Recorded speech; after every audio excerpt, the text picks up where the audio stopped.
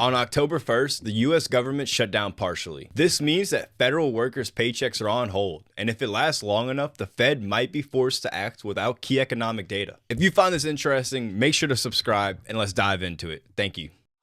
Just a few months ago, Congress raised the debt ceiling by $5 trillion, trying to give the government more room to operate. But raising the debt ceiling doesn't mean that lawmakers agree on how to allocate those funds. And that's where the real fight begins, and it still drags on today, until the government ran into a wall on October 1st. It was the budget deadline.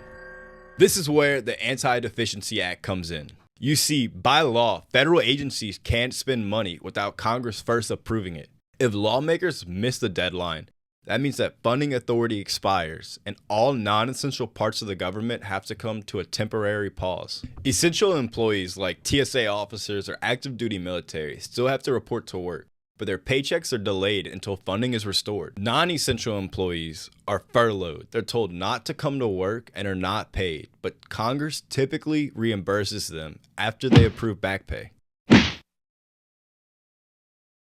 Historically, shutdowns only last on average 8 days, but the last one during Trump's presidency stretched to 35 days, the longest on record. This also affects the Federal Reserve, who relies on real-time data like inflation reports and job numbers to guide its policy. This means that whenever the Fed meets in November to decide whether to cut rates, they'll have most of the data, but it could lead to a blind spot. It's easy to feel overwhelmed by all this, but you have to remember that the people affected are regular workers in our community. As citizens, the best we can do is stay well informed and know when budgets are being discussed. Vote and stay active in your local community. Many of those choices start close to home. And as always, start strengthening your foundation. Keep building skills, savings, and diversifying your investments. This shutdown is real. We're waiting to see which side of Congress makes the first move.